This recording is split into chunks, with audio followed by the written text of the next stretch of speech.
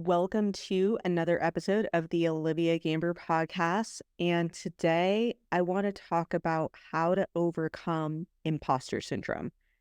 And this is a really important topic because I've now seen it thousands of times helping high achieving executives, C-level executives, CEOs. The higher you go on your achievements, the more the imposter syndrome. And that's because as you rise up, there's less people there to tell you that you're doing a good job, especially at the top. It's the most critical, the most competitive, and it can constantly get you trapped into these patterns of not feeling like you're enough, not feeling like you're successful, not feeling like you're ever really fulfilled. And so that can get you questioning and criticizing and judging yourself. And we see these types of patterns that keep people stuck, keep them playing small, playing safe, keep them limiting their potential when it comes to really evolving and breaking through with their career, with their business. And so that's why it all comes down to becoming aware. So in order to overcome imposter syndrome, which really is about you not owning the value of who you are. And this tends to happen if you're having a rough patch in business in your career where things just aren't going as planned. Maybe you're facing a lot of challenges, you're starting to miss targets, you're starting to feel like you're not making an impact and you feel like you're losing. And when you're up against that resistance, that's when these stories start to take hold in your mind that maybe you're just not enough. And maybe you should take a step back, or maybe this is just as good as it gets and you're lucky to have a job, or maybe you just got to fly under the radar so you can just get into that more coasting and survival mindset and not in that thrive mindset of growth and evolution. So the first step is to own it, because until you can start to shed light on those areas, where is that self-doubt coming up for you? Where do you find yourself being more critical of yourself? Where do you feel the most judgment on your performance or your achievements or your identity is at? Because being able to hold space to ask these questions is how you can start to identify those patterns of thought that are keeping you stuck. And here's the thing about these self-limiting beliefs that create a big imposter syndrome. It happens slowly, but then it takes foot. And most of our beliefs are coming from our environment. So if you're in an environment where you're just getting beaten down, you're losing, you're not empowered, you're not being validated, you're not being supported, you're not affirmed, then you start to internalize that as your self-worth and your self-image. And over time, it becomes part of your belief system about your potential. And so it's so important that you become conscious of these, because we're not conscious of 95% of the beliefs that are under the surface. And a belief is just a thought that's been repeated over and over again. So when you start to become aware of those self-doubts and what's coming up for you, now you've identified all the stories, all the thoughts that do not paint you in a positive light. And so being able to change the narrative first starts with identifying, where do you feel the most insecure right now? And really hold space to journal this out, because we don't spend enough time focusing on our mindset and what those gaps are, and really taking time to identify, well, where did this belief come from? And what are some examples of if this is actually factually true? Because there's a difference between imposter syndrome and just not qualified, right? Because you haven't done it. But still, you must believe you can do something before you can take that next step. You must believe in your capability, or you continue to keep staying stuck and getting ready to get ready. And so at the end of the day, and I say this all the time at Career Evolved at my company, internally and to our clients, is it always starts with the belief, because the belief is driving all of your decisions. And like I said, most of our beliefs are at a subconscious level because we're not conscious of 95% of our thoughts, which are driving all of those hardwired decisions. So, with that being said, once you've identified where your self doubt's at, then it becomes about closing those gaps.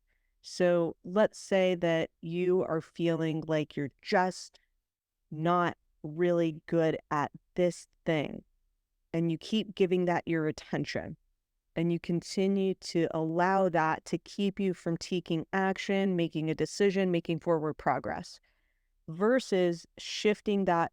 Either you're going to shift the story and find evidence to prove that you are actually indeed capable at that task and that skill, or you're going to focus on a strength.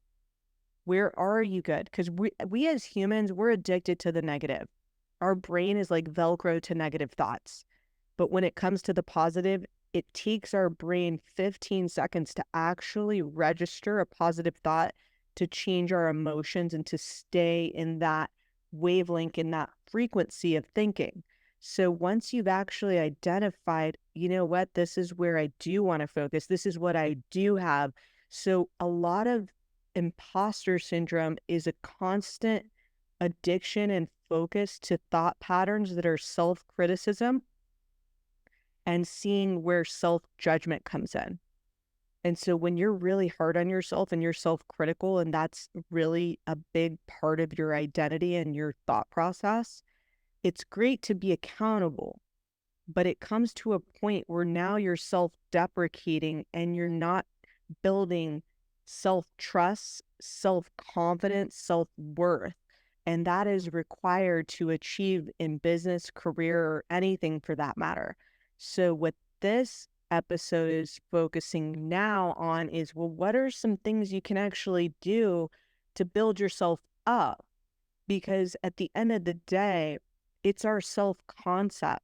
How we see ourselves is what determines what decisions we make, what we even believe is possible, and how we limit ourselves. So this is a lot of the work we do with our clients at Career Evolved. It's self-concept work, because ultimately the stories you tell about yourself, how you see yourself, what you believe to be true about your potential, your capabilities, and just your identity in general, is what you're projecting out to the world. And that in turn is what you attract back. So I always say this, and you'll probably hear me say it over and over again, but the universe rewards who you are, not what you do and what you want. It's who you are. And so at the end of the day, our identity is made up of beliefs, values, and habits. And so how you can build yourself up is starting to feed the identity and the beliefs that actually support where you want to go. So for example, there's two truths. You could believe you're not qualified. You could believe you are qualified. Which belief serves you more? And if you're truly not qualified, ask, what's the next step? What do you need to do in order to decide you are qualified? What steps will you get to so that you can fully know and have confidence that you are capable of being qualified at this point? Because qualified is subjective, right? And ultimately, what any buyer, whether it's a consulting opportunity, a business opportunity, a job opportunity, what they're looking for is absolute certainty that you understand their problem and that you know you can solve that problem. So ultimately, it's about certainty and you being able to do the thing and knowing that. So being able to show up that way. And here's the thing, when you're trying to break through and do something you've never done, you do need to have someone ultimately trust you to give you that opportunity to solve that problem or get that opportunity, but they're not going to trust you if you don't absolutely trust yourself and know that you can do that. And here's another thing. This can be really tough because you have to believe things sometimes before you've actually done them to get those opportunities and to get the trust and for people to be willing to hand you that kind of responsibility. So you have to get to a point where you trust that even though you don't know everything, you still have everything you need to be able to get the solution. And so I've developed the belief system that I believe I can solve any problem that's placed in front of me because I have the resourcefulness and self-trust to know I don't need to have all the answers, but I can find people that do. And I have the skill set to bring people together and to solve really big problems. So I have that trust in myself as a leader and as a versatile, resourceful professional that I can easily always find a solution to the toughest problems. So that's an identity and a belief system that all of us can build if you've been a problem solver a lot of your career and you just always find a way because you bring the right people to the room, you know who to ask. This is the problem where a lot of imposter system really exists is people believe they have to have all of the answers before they're ready. And that's operating off the pattern of perfectionism because you never have all the answers. So here's why perfectionism is the worst ally to imposter syndrome, because you're always getting ready to get ready. You're never fully ready. And so there's a difference between perfectionism and being diligent. And you've got to also be decisive or you don't move forward. And perfectionism is the opposite of decisive because there's never any action because you're constantly waiting for perfection. And you've probably heard this, but there's this quote that if you aren't embarrassed of the first product version that you've launched, then you've launched too late. Because the path to achievement, the path to success, the path to your next breakthrough, whether it's with your career or your business, is through failure. And so starting to change how we think about failure gets us to stop operating off of fear and perfectionism and instead move towards self-trust and evolution. And evolution requires that we fail forward and we fail fast. And it's the failure and is where the lessons are. You don't learn when you're just winning all day because you're in absolute flow. And so as we start to change the meaning and the story that we associate with failure, that allows us to let go of the shackles and the fear and the anxiety that comes from, what if I get it wrong? Because that's okay. And here's a belief that you really want to shift to if you're looking to evolve rapidly and actually achieve.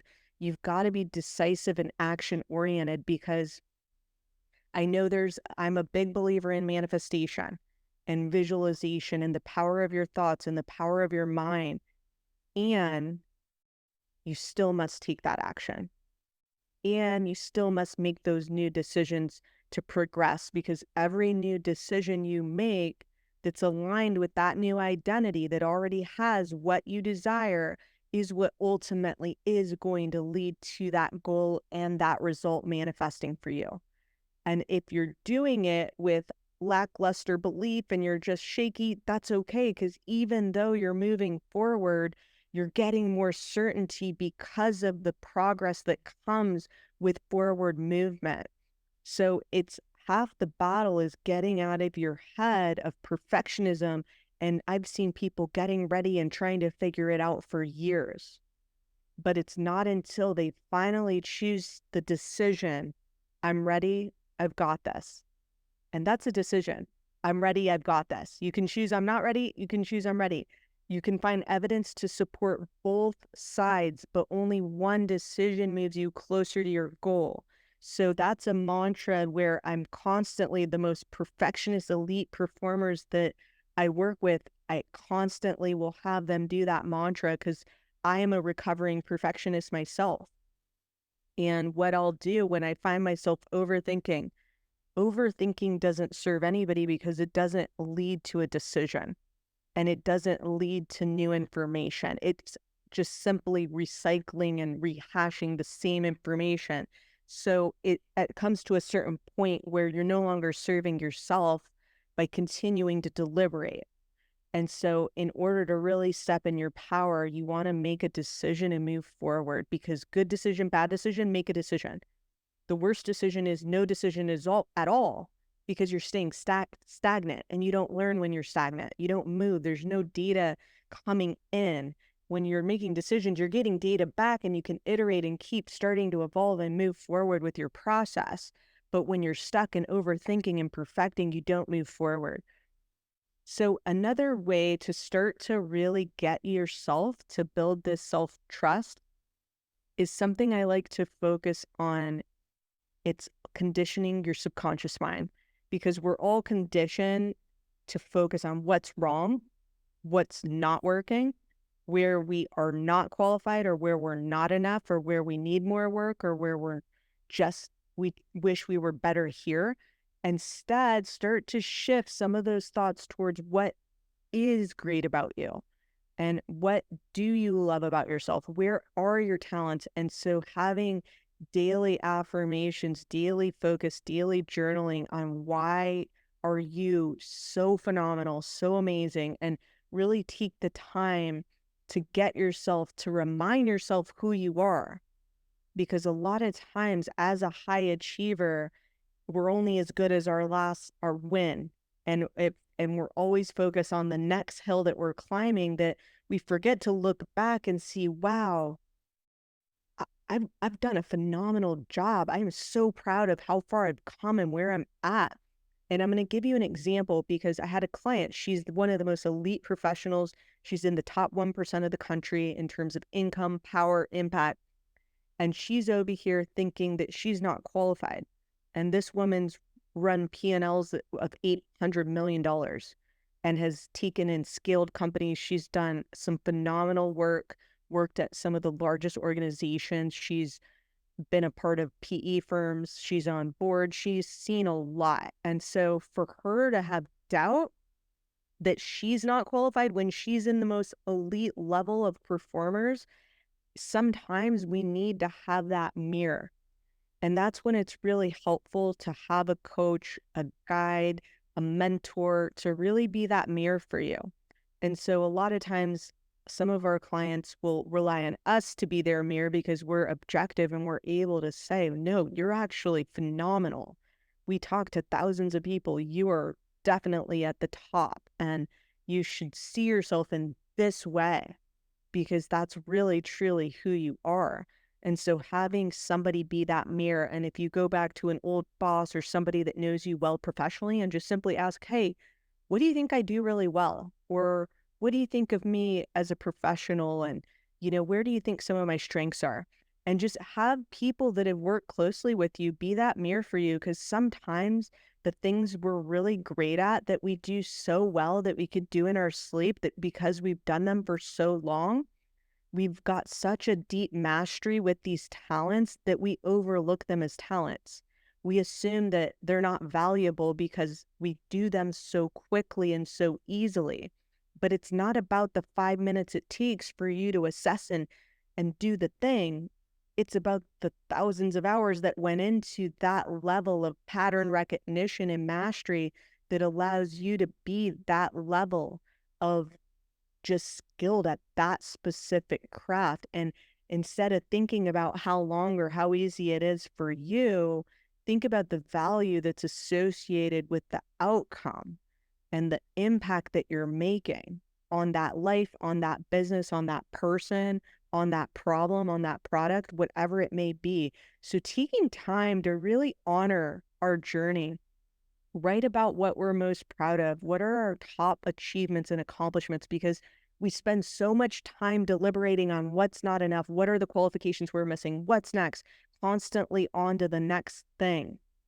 But taking time to take a look back at your journey and really journal out your most proud moments, your most proud achievements, your most big victories. And this is something that you can do daily. I know for me, I do it daily at my team.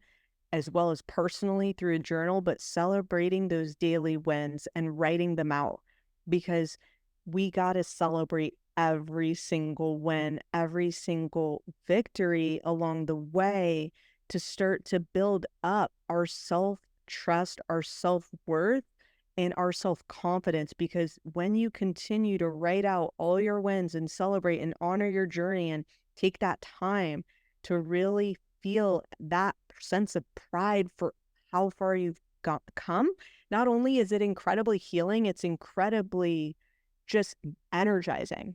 So if you take nothing from this episode, I would just recommend you go take a journal out, think about your career, your life, your business, your journey, and all the biggest wins along the way that you're really proud of that make you who you are today, and really honor that journey because we do not honor it enough.